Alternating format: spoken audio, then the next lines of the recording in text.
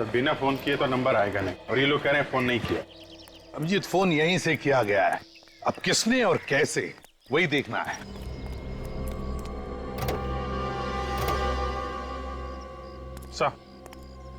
हाँ सर, लगता है पता चल गया कि फोन कहां से किया गया है। अच्छा, कहां से? वो देखिए सर, ये जंक्शन बॉक्स पुलिस स्टेशन के बिल्कुल पास में है। हो सकता है यहां से कुछ छेड़छाड़ की गई हो। हाँ अभिजीत, काम करो, टेलीफोन वालों को बुलाओ, पता चलेगा किसने क्या किया है यहाँ इस जंक्शन बॉक्स से। सर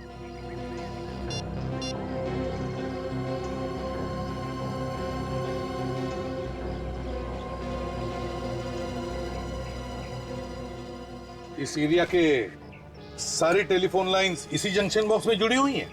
हाँ सर। तो जरा पुलिस स्टेशन की लाइन चेक करो, देखो किसने कुछ छेड़छाड़ किया है क्या।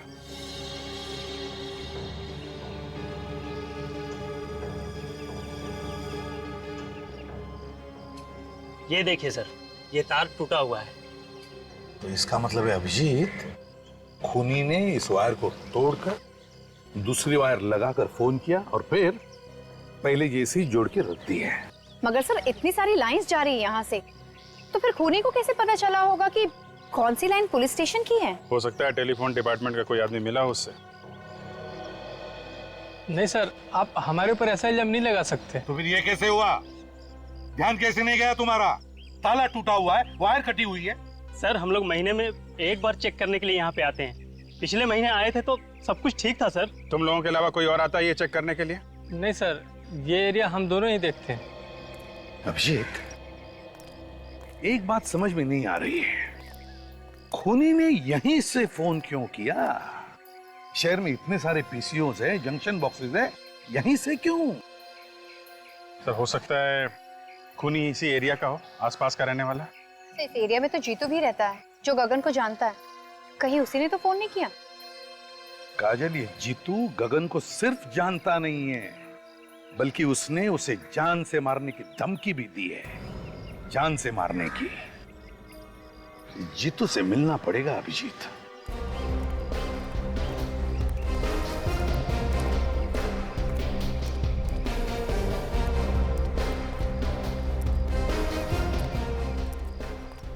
ये अरे दादा, ये जीतू यहीं पे रहता है ना? हाँ, यही रहता है। है क्या वो घर पे? क्या मालूम, होगा, जाके देख लो।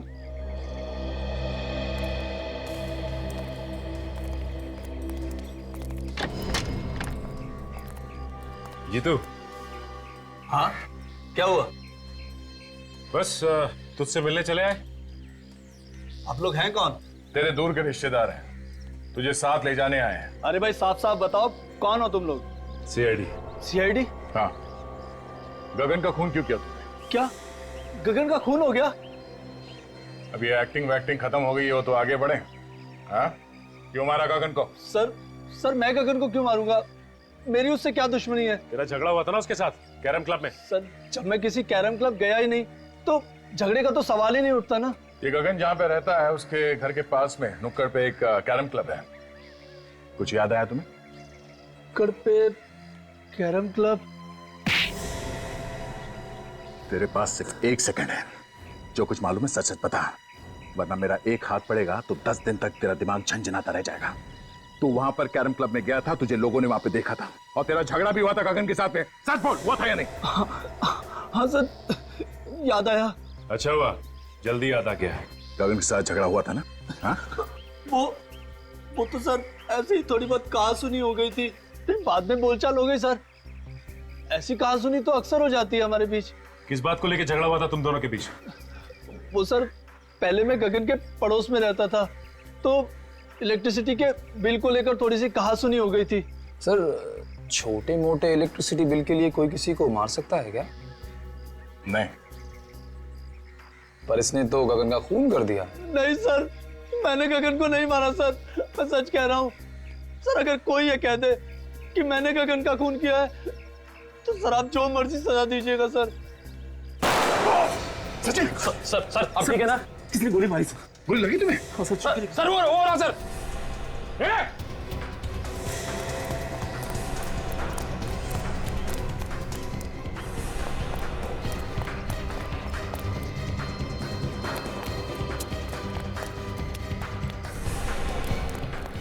देखो तुम यहां से जाओ।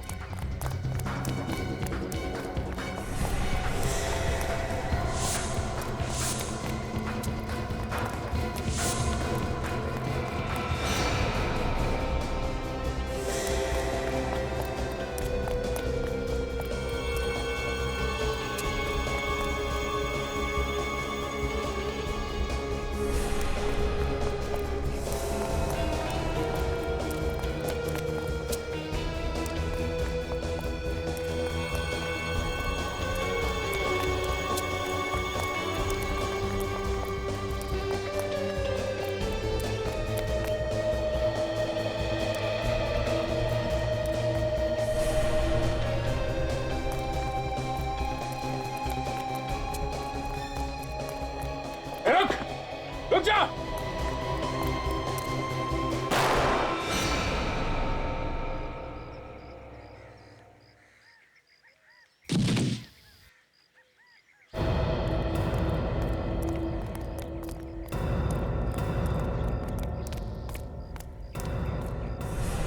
पलटो इसे।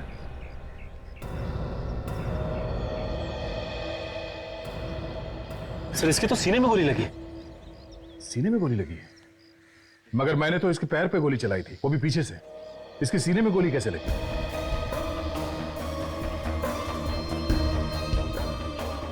हाँ सर, अगर पीछे से गोली लगी होती तो इसकी पीठ में कहीं कोई निशान होता, लेकिन पीठ में कोई भी निशान नहीं। सचिन, किसी ने सामने से गोली चलाई है।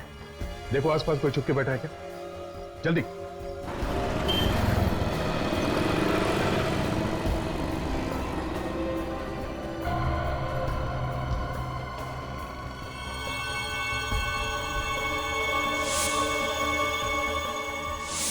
कैरम क्लब का नौकर? कैरम क्लब का नौकर जीतू को क्यों मारना चाहता था? जीतू, गगन और नौकर, 3 लोग। तीनों में से जीतू और गगन के बीच में झगड़ा हुआ, जिसमें गगन मारा गया। फिर नौकर ने जीतू को मारने की कोशिश की और खुद मर गया। लेकिन समझ में नहीं आ रहा कि इन 3 लोगों में चक्कर क्या है।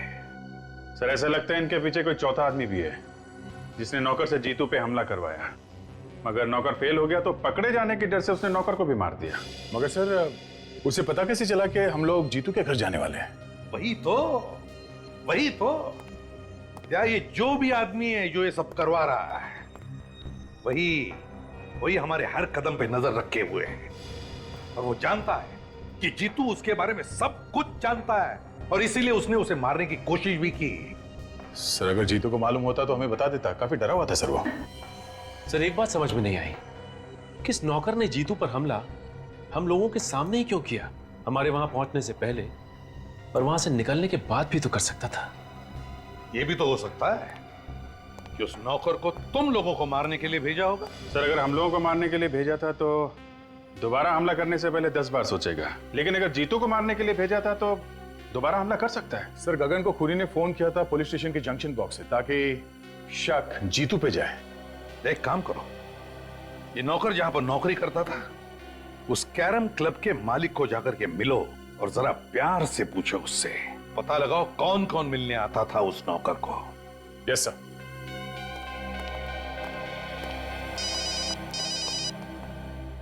हेलो, क्या? कहां पे? ठीक है हम लोग आते हैं। क्या हुआ अभिजीत? सर ढलान रोड पे एक लाश पड़ी हुई है। लाश? गड़बड़ कर रहा था तो तुम्हें भी कुछ मालूम होगा ना? हाँ? मिला हुआ है नौकर के साथ ना तू भी? धंधे की कसम साहब, वाकई मुझे उसकी करतूतों के बारे में कुछ नहीं मालूम साहब। जब तुम्हारा नौकर यहाँ पे 24 घंटे पड़े रहता था तो मालूम कैसे नहीं? नहीं साहब, 24 घंटे तो नहीं रहता था, कभी कभी बाहर घूमने फिरने भी तो जाता था। उससे मिलने के लिए कौन कौन आता था यहाँ पे? साहब मिलने तो बहुत से लोग आते थे, लेकिन ज्यादातर गुंडे टाइप के लोग होते थे। ओह, तो गलत कामों में पड़ा हुआ था, इसीलिए उसका खून हो गया। कल कोई आया था उससे मिलने के लिए यहाँ पे? सब मिलने तो कोई नहीं आया था। हाँ एक फोन जरूर आया था साहब, मैंने उससे बात करते हुए सुना था। क्या? क्या बात कर रहा था वो फोन पे? साहब वो किसी मुर्दा घर के बारे में बात कर रहा था। मुर्दा घर के बारे में बात कर रहा था? एक कैरम क्लब में काम करने वाला आदमी मुर्दा घर के बारे में क्यों बात करेगा? और क्या सुना तुमने? साहब सुना तो मैंने कुछ नहीं। उसके बाद वो फौरन मेरे पास आया और कहने लगा कि उसके किसी रिश्तेदार का एक्सीडेंट हो गया, उसे अभी का भी जाना है। कितने बजे थे उस वक्त? साहब करीब दोपहर के 2 बजे की। दोपहर के 2 बजे? यहाँ आसपास के एरिया में जितने मुर्दा घर हैं उन सब में जाके इस नौकर का फोटो दिखा दिखा के पूछते हैं, कोई ना कोई सुराग जरूर मिलेगा। चलो।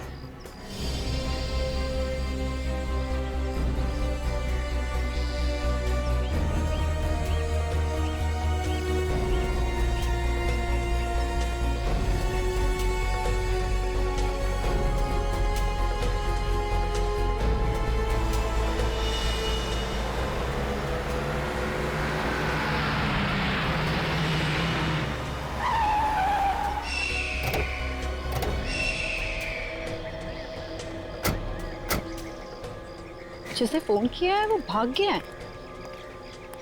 यही तो प्रॉब्लम है, लोग पुलिस के पचड़े में नहीं पड़ना चाहते। सर एक्सीडेंट का केस लगता है। लेकिन ये सड़क इतनी दूर है काजल, और यहाँ आसपास टायर का कोई निशान भी नहीं दिख रहा है। लगता तो नहीं है एक्सीडेंट है। तो सर ये लाश यहाँ लाकर डाली गई है? हो सकता है। बॉडी को अच्छी तरीके से चेक करते हैं, देखते हैं मौत की वजह क्या है।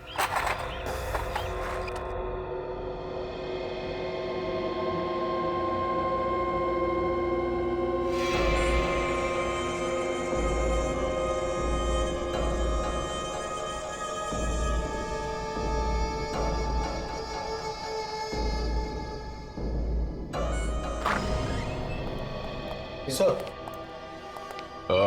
तुम यहाँ के इंचार्ज हो? जी मैं यहाँ की देखभाल करता हूँ। पर आप लोग? हम लोग सीआईडी से। आप लोगों को भी पता चल गया उस लाश के बारे में? लाश के बारे में? हाँ, आप उसी लाश के बारे में पूछताछ करने आए ना जो चोरी हो गई? चोरी हो गई थी? हाँ, चोरी हो गई थी, उसी के बारे में। साहब मेरा विश्वास करो साहब, मुझे पता नहीं साहब वो अचानक लाश कैसे गायब हो गई। लोग झूठ बोल रहे हैं साहब कि लाश मैंने चुराई है। मैं लाश क्यों चुराऊंगा साहब? तो फिर किसने चुराई लाश? मुझे पता नहीं साहब। पता नहीं मतलब? इस जगह की देखभाल तुम ही करते हो ना, तो तुम्हें कैसे नहीं पता? सर कोई इसको बेहोश करके लाश को चुरा कर ले गया। मुझे ये इस फोटो को देखे, यही आदमी था क्या वो? साहब मुझे किसी ने सिर पे पीछे से मारा साहब, मैं उसका चेहरा नहीं देख पाया साहब। कितने बजे हुआ ये सब? यही कल 2:30 बजे के करीब साहब। सर ये काम पक्का रामू ने किया है। हाँ सर। सर ये कैरम क्लब का मालिक बता रहा था कि रामू वहाँ से 2 बजे निकला और ये जगह वहाँ से 20-25 मिनट की दूरी पे है। पर रामू ये लाश चुराएगा क्यों? करेगा क्या उस लाश का? वैसे वो लाश थी किसकी? सभी एक एक्सीडेंटल केस था तो इसकी शिनाख्त नहीं हो पाई थी। लाश की फोटो तो खींची होगी? हाँ साहब, फोटो है हमारे रिकॉर्ड में। ठीक है, फोटो लेके आओ। जी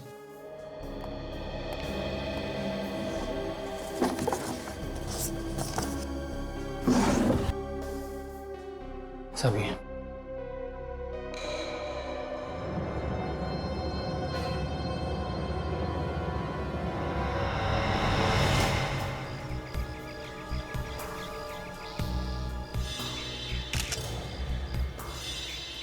तो ये एक्सीडेंट का ही केस, लेकिन ये एक्सीडेंट यहाँ नहीं हुआ है काजल। ये कैसे पता चला सर? एक तो ये लाश काफी दिन पुरानी है, दूसरा अगर एक्सीडेंट यहाँ पे हुआ होता तो यहाँ जमीन पे भी आसपास खून पड़ा होता, लेकिन जमीन पे कहीं भी खून नहीं है। खून सिर्फ इस बॉडी के ऊपर है और इसके चेहरे पे, और कहीं भी खून नहीं। ये क्या है?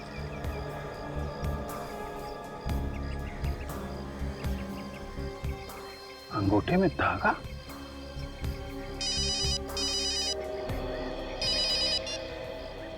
हाँ सचिन बोलो। क्या मुर्दा घर से लाश चोरी हो गई? हाँ हाँ, एक मिनट जरा ये लाश का हुलिया बताना। हाँ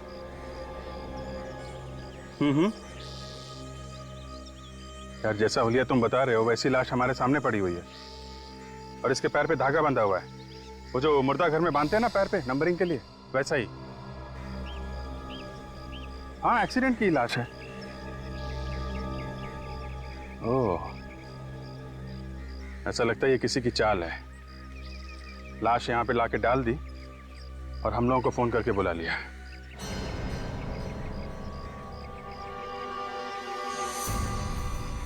हेलो हेलो, अभिजीत साहब।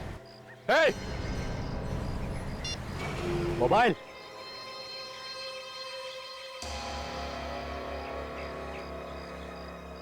तुमने ठीक पहचाना ऑफिसर, ये हम लोगों की चाल थी जो काम कर गई।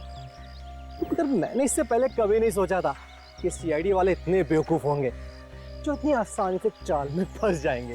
फोन कट गया तो फिर से लगाओ ना, फिर से ट्राई करो, नेटवर्क का कुछ प्रॉब्लम हो सकता है। सर अब तो नंबर स्विच ऑफ आ रहा है। मोबाइल स्विच ऑफ है। सीआईडी वालों के कान में खुजली करेगा, मालूम है अंजाम क्या होगा? ए, अंजाम छोड़, और तू ज्यादा से ज्यादा करेगा क्या? गुदगुदी करेगा, चक्कर लेगा। मजा आता है। जब कीदड़ की मौत आती है तो वो शहर की तरफ भागता है। तुम लोगों ने अपनी मौत को दावत दे दी है। सर काजल का फोन भी बंद आ रहा है। क्या दोनों का फोन एक साथ बंद है? ये कुछ और ही चक्कर लगता है। अभिजीत सर भी कह रहे थे कि इन सब के पीछे कोई चाल है। सर कहीं अभिजीत सर और काजल की जान खतरे में तो नहीं है? निखिल, सीआईडी ऑफिसर्स की जान हमेशा ही खतरे में होती है। हिलना नहीं ऑफिसर, वरना गोली चल जाएगी। दे ना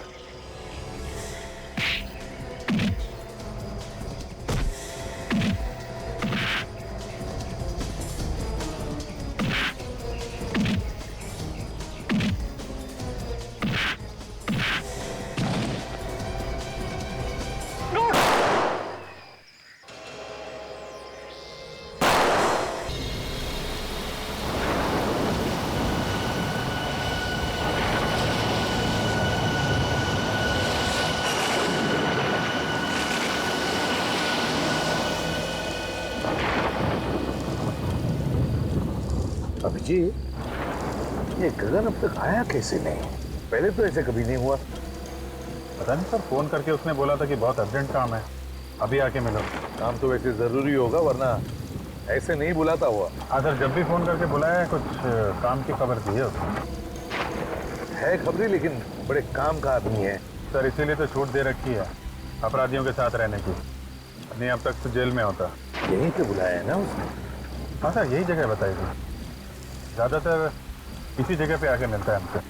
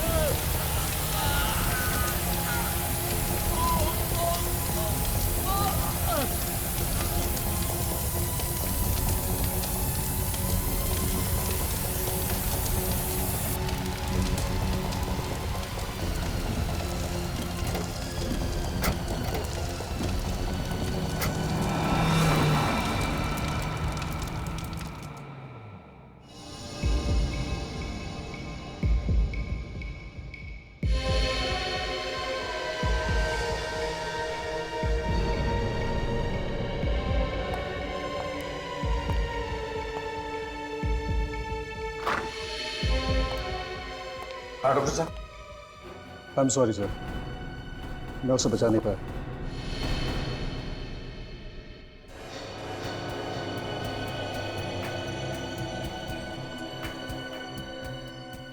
लेकिन डॉक्टर साहब, जब हम इसे यहाँ लेकर आए थे तब तो ये जिंदा था ना? नहीं सर, इसकी मौत पहले ही हो चुकी थी।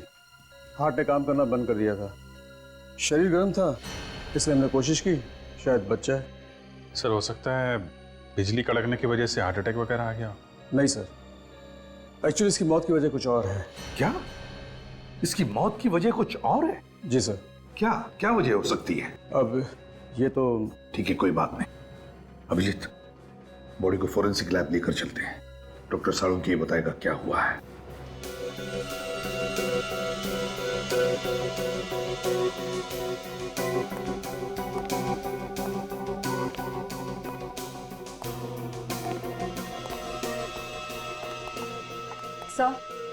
सर अगर आसमान से बिजली इसके ऊपर गिरती तो इसके सिर्फ हाथ और पैर ही क्यों जलते?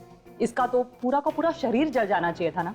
बिल्कुल तारिका, बड़े बड़े पेड़, बड़ी बड़ी बिल्डिंगें जल जाती हैं। इस आदमी का तो नामो निशान मिट जाना चाहिए था। साळुंखे, बिजली हमारी आंखों के सामने सामने गिरी इस पर, जलकर ये बेचारा बेहोश हो गया था। नहीं बॉस, अगर आसमान से गिरी हुई बिजली का करंट इसे लगता तो आप लोग इसकी लाश लेकर के नहीं आते, इसकी राख लेकर के आते। ऐश। मगर साळुंखे, बिजली का झटका तो लगा है इसे। हाँ, करंट तो लगा है। ये कौन सी वाली बिजली है सर? ये किसकी आवाज? सर मैं बोला। इनकी तारीख? सर सॉरी सर, मुझे पहले बता देना चाहिए था। ये निखिल है, इंस्पेक्टर निखिल, सीआईडी में नया है। ओ, नया इंस्पेक्टर है। तो ये लैब में पहले ही दिन इसके चेहरे पर मुस्कुराहट क्यों, और वो भी एसीपी प्रद्युमन के सामने? तुम्हें मालूम है एसीपी प्रद्युमन के सामने अगर हंसना हो तो दीवार की तरफ मुंह करके सिर्फ 2 सेकंड के लिए हंस सकते हो, सिर्फ। अरे सीख जाएगा साळुंखे साहब, सीख जाएगा। क्या भाई, तुम्हें मालूम नहीं था? नहीं सर, सॉरी सर। क्या सॉरी सर? साळुंखे साहब के सामने हमारी नाक कटा दिया। सर मैं तो बस एक बच्चे, जब 2 सीनियर बात कर रहे हो ना तो बीच में अपनी चोंच नहीं डालनी चाहिए। अरे बच्चा है सर, माफ कर दो। जल्दी से माफी मांग लेना, वरना साळुंखे साहब ये केस छोड़ के भाग जाएंगे। मैं जब जब यहाँ पे आता हूँ मुंह को ताला लगा के आता हूँ। ओह अच्छा, तुम कब से सुधर गए फ्रेडी?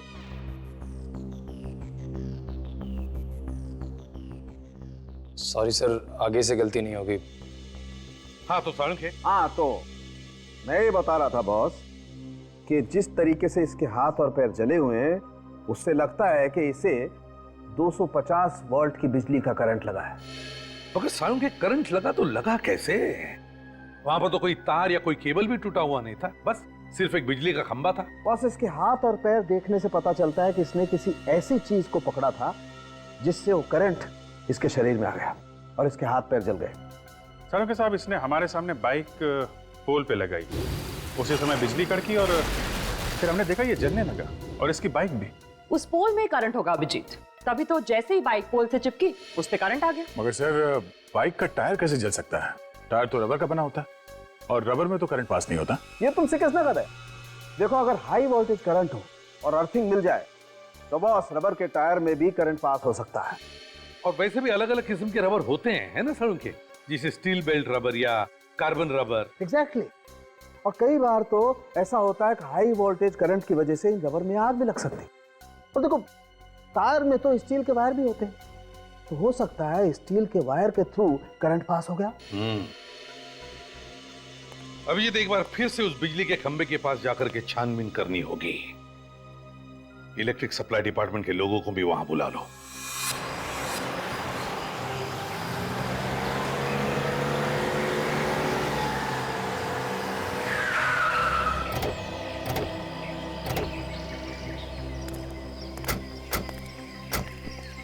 बुला जाओ जल्दी, चेक करो खंबे को।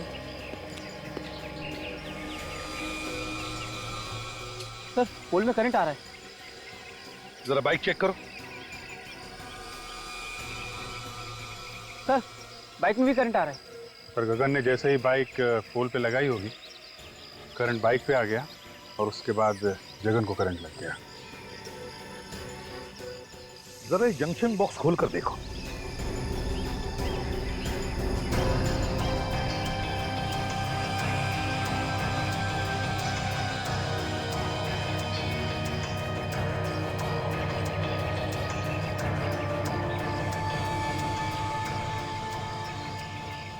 सर ये देखिए, बाइक का स्टैंड खराब है, इसीलिए गगन ने बाइक को खंबे को लगा के रखा होगा। सर ये देखिए, ये वायर कटे हुए हैं और पोल से जुड़े हुए हैं सर। इसका मतलब है कि जानबूझ के काटा है और ये खून है sir.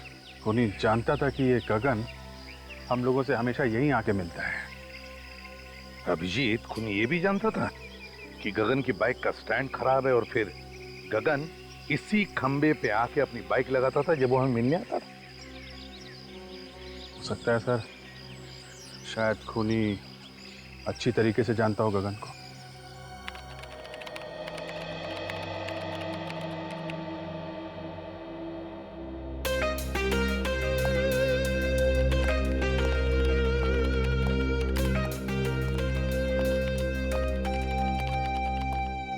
Hello sir. Hello Nikhil, तुम अभी नए हो, अभी तुमने फ्रेडी का कमाल देखा ही कहां है। ये लोग अगर सारा केस मेरे ऊपर छोड़ दे तो इस केस को मैं ऐसे ऐसे चुटकियों में सॉल्व कर दूं, चुटकियों में। सर वैसे भी मैंने आपके बारे में बहुत कुछ सुना है सर। अच्छा, फिर तो तुमने ये भी सुना होगा कि दया सर को दरवाजा तोड़ना मैंने ही सिखाया है। अरे देखते क्या हो, मैं झूठ नहीं बोल रहा हूं। कभी कभी मैं थक जाता हूं तो उन्हें कह देता हूं दरवाजा तोड़ने के लिए, तो वरना दया सर तो। सर दया सर के बारे में आप ऐसी बातें मत करिए। क्यों भाई, दया सर को क्या पर लगे हैं? देखिए वो मेरे गुरु हैं और मैं उनके खिलाफ एक भी शब्द नहीं सुन सकता इस तरह के। अरे मैं तो मजाक कर रहा था। एक्चुअली मैं ये कहना चाहता था कि कभी कभी मैं भी दया सर की मदद करता हूँ दरवाजा तोड़ने के लिए। और सर गगन ऐसे मरने वालों में से नहीं था, अपराधियों के साथ रहता था वो, और मैंने उसे कई बातें सिखा रखी थी। हर दांव पेच मालूम था सर उसे। कोई ना कोई उसके पीछे पड़ा हुआ था सर काफी दिनों से। आदया, और वो जो भी कोई है वो जानता था कि गगन हमको क्या बताने वाला है। सर कैसे भी करके ये पता लगाना चाहिए कि वो बात क्या थी। हो सकता है कोई बड़ी घटना के बारे में हो। हाँ सर, वैसे तो वो मुझसे 3-4 दिन बाद मिलने वाला था, मगर उसने फोन करके बुला लिया मुझे। कोई तो बड़ी बात थी सर। गगन का रिकॉर्ड है ना हमारे पास? हाँ सर। बस तो देखो किन किन लोगों को जानता था, उन्हीं से हमें पता चलेगा। सर उसके परिवार वालों से भी पूछताछ करते हैं। हाँ भैया, परिवार वालों से भी पूछताछ करो, उसके फोन रिकॉर्ड चेक करो, देखो वो किस किस से बात करता था, किस किस से मिलता था। जैसे भी हो हमें पता लगाना ही चाहिए कि यह किसका काम है।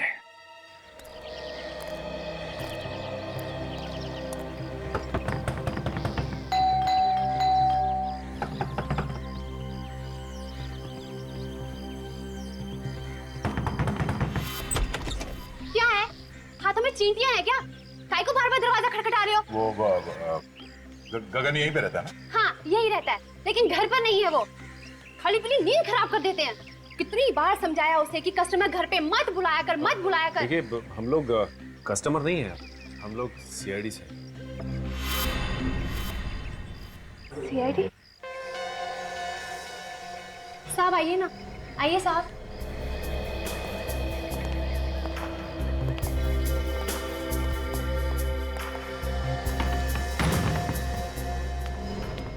अब क्या हुआ साहब?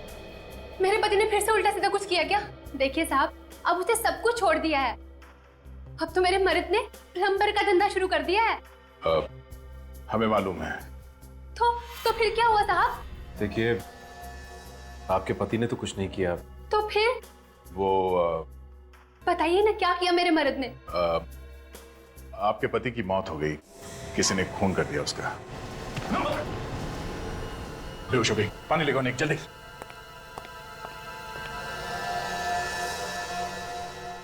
सलमा बर्दाश्त नहीं कर पाई बेचारी।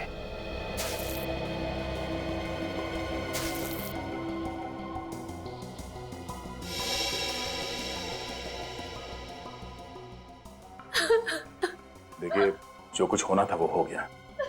गगन की मौत का हमें भी बहुत दुख है। खबरी था वो हमारा। खबरी बना के मरवा डाला आप लोगों ने उसे। मुझे पता होता तो मैं ऐसा काम उसे कभी नहीं करने देती। सीआईडी की मदद करना कोई गुनाह नहीं है। आप हमें ये बताइए कि कोई दुश्मन था गगन का? मेरे पति ने हमेशा सबका भला किया है। जिसके पास पैसे नहीं होते थे मुफ्त में काम कर देते थे उसका। ऐसे भले इंसान का कोई दुश्मन कैसे हो सकता है साहब? देखिए कोई ना कोई तो उसका दुश्मन जरूर था जो उसके पीछे लगा हुआ था, मतलब उसको कैसे पता चलता कि वो हमसे मिलने वाला था? देखिए अगर आपको मालूम है तो आप आप बता दीजिए, वरना वो दुश्मन आपके लिए भी खतरनाक हो सकता है। मैंने कहा ना ऑफिसर, उनका कोई दुश्मन नहीं हो सकता। अच्छा, आप पिछले कुछ दिनों में कोई मिलने आया था उससे?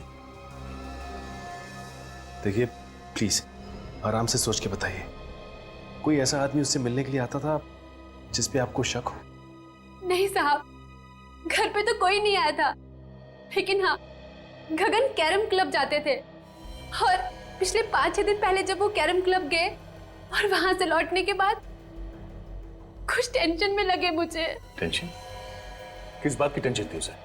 मैंने पूछा उनसे कि क्या हुआ, मुझे बताइए, लेकिन उन्होंने कुछ नहीं बताया, बस कहा कि टेंशन है, बहुत जल्द सीआईडी से मिलना पड़ेगा। ये कैरम क्लब कहाँ पर है? हाँ जी, ये गगन के नाम से ही फोन है। मिल गया रिकॉर्ड? हाँ तो आप मेल कर दीजिए ना। या थैंक यू वेरी मच। जरा मेल चेक करना, उन लोगों ने गगन के फोन का रिकॉर्ड हम लोगों को मेल किया है। देखते हैं किसका किसका फोन आया था और किसे फोन किया था इसने। मेल आ गया सर। हाँ ओपन करो, देखो।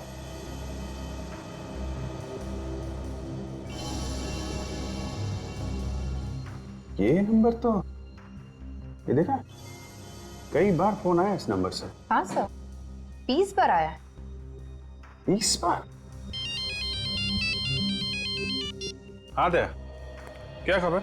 क्या बोला गगन की बीवी ने? अच्छा,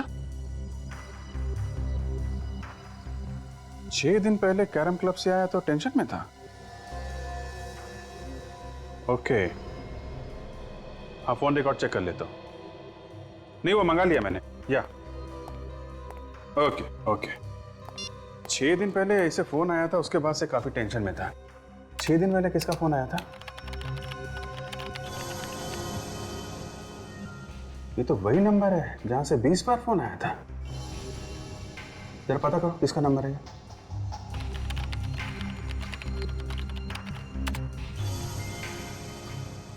सर ये एसटी पुलिस स्टेशन का नंबर है। क्या? एसटी पुलिस स्टेशन का?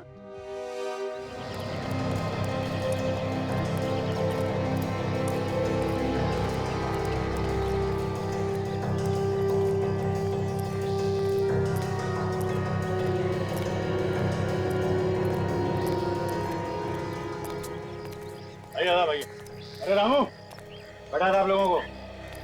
लोग यहाँ खेलने के लिए नहीं आए, एक खिलाड़ी के बारे में कुछ जानकारी लेनी है। किस खिलाड़ी के बारे में पूछना है सर? गगन के बारे में। गगन भाई, हाँ वो आता तो है लेकिन आज नहीं आया है। कोई काम हो तो बताइए, आएगा तो मैं बोल दूंगा उसको। वो अब कभी नहीं आएगा यहाँ। कैसी बातें कर रहे हो साहब? कौन है आप लोग? हम लोग सीआईडी से। सीआईडी? हाँ, गगन का किसी ने खून कर दिया। गगन भाई का खून कर दिया किसी ने? यहाँ उसके दोस्त कौन कौन है? डैनी और काका।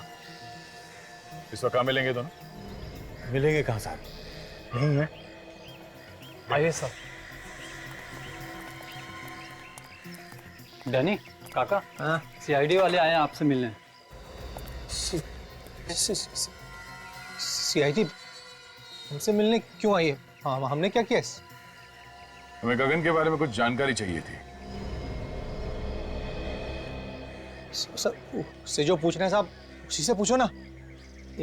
आप गगन को उसके घर से बुला के ला। किसी को कहीं जाने की जरूरत नहीं है। जो कुछ पूछा जाए उसका साफ साफ जवाब दो, बस। अच्छा ये बताओ कि तुम दोनों गगन के अच्छे दोस्त हो ना? जी हाँ। गगन अभी कहाँ है मालूम है? नहीं सर। देखो, कल रात किसी ने गगन का खून कर दिया। खून? गगन का? किसने किया सर? 6 दिन पहले गगन तुम लोगों के साथ यहाँ पे आया था। 6 दिन पहले? हाँ, 6 दिन पहले वो हम लोगों के साथ यहाँ पे आया, लेकिन हम लोगों के साथ यहाँ से गया नहीं था। तो फिर किसके साथ गया? अपने किसी और दोस्त से मिलने के लिए बोल रहा था वो। ये तुम दोनों के अलावा उसका नया दोस्त कौन आ गया? साहब, तो हम लोगों के अलावा कौन सा नया दोस्त है हमें तो नहीं मालूम, पर हाँ हम लोगों के चले जाने के बाद वो काफी देर तक यहीं बैठा था। उसके बाद सर उससे कौन मिला, क्या हुआ, कुछ नहीं पता सर। अच्छा ये बताओ कि तुमने यहाँ पे गगन से मिलते हुए किसी को देखा क्या? आप मिलते हुए नहीं देखा मैंने भी, काफी देर तक बैठा रहा यहाँ पर। अच्छा, उसका यहाँ पे किसी के साथ झगड़ा था? हाँ सर, था। जीतू और गगन में आपस में नहीं बनती थी। 36 का आंकड़ा था साहब। जीतू कौन है? सर हमने उसका नाम तो सुना है सर, लेकिन हम जानते नहीं कि कौन है वो। मैं जानता हूँ सर जीतू को, कई बार मेरे सामने झगड़ा हुआ है उन दोनों का। जीतू ने धमकी भी दी थी जान से मारने की गगन को। सर कहीं जीतू ने तो नहीं? ये जीतू कहाँ रहता है, जरा उसका एड्रेस है ना? सर बोरीवली में कहीं रहता है। सर आप लोग यहाँ क्या हो सर? गगन नाम के आदमी को जानते हो? गगन? हाँ, ये उसकी फोटो है। नहीं सर, इस आदमी को मैंने पहले कभी नहीं देखा। इस गगन को यहाँ से, इस पुलिस स्टेशन से कई बार फोन किए गए हैं। यहाँ से? हाँ। आप में से किसी ने गगन नाम के किसी आदमी को फोन किया था? नहीं सर। गगन के फोन रिकॉर्ड में यहाँ का फोन नंबर है। फोन तो यहीं से किया गया है। पता नहीं सर। सर याद कीजिए, कोई बाहर का आदमी हो सकता है। यहाँ तो बहुत लोग आते जाते हैं। जी नहीं सर, बाहर का कोई भी आदमी फोन को हाथ नहीं लगा सकता। फिर तो कोई यहीं का आदमी है जो खूनी के साथ मिला हुआ है। अगर तुम में से किसी ने गगन को कॉल किया है या उसके बारे में कुछ भी जानते हो तो मुझे बता दो, अभी भी वक्त है। नहीं सर, हमने नहीं किया। नहीं सर, मैंने फोन नहीं किया। तुम जा सकते हो। सर ये तीनों नहीं बढ़ते हैं, मुझे उन्हीं पर शक था। कोई बात नहीं, अगर कुछ पता चले तो हमें बता देना। Okay sir.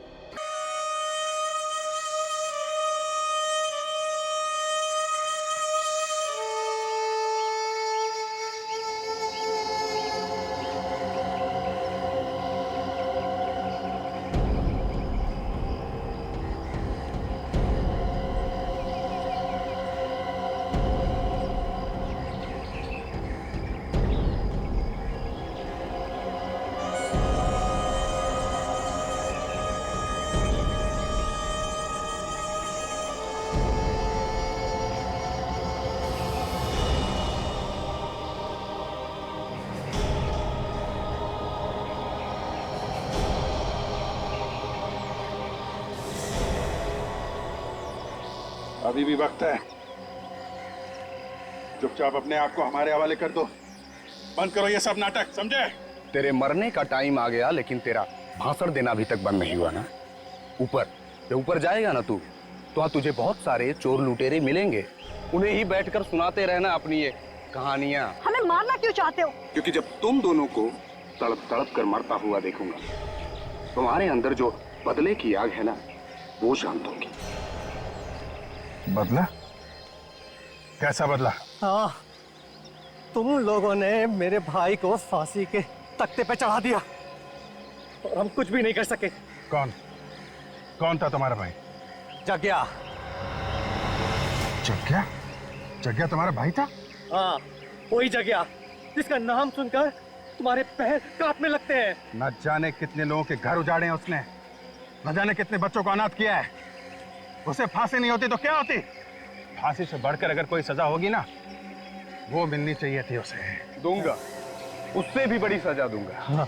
ये जब चील कौए तुम दोनों को नोच नोच कर खाएंगे ना, तुम दोनों को ऐसी मौत मारूंगा कि आने वाले कई साल तक सीआईडी वाले इस बात को चाह कर भी भूल नहीं पाएंगे। इस गड्ढे में पड़े चिल्लाते रहना और अपनी मौत को आते देखते रहना। हिम्मत से काम ना कर। सीआईडी ऑफिसर की जिंदगी में कदम कदम पे मौत है। मौत से क्या घबराना? हम लोग जब सुबह घर से निकलते हैं तो मालूम थोड़ी होता है कि घर वापस लौटेंगे कि नहीं। हिम्मत से काम लो। काट रस्सी।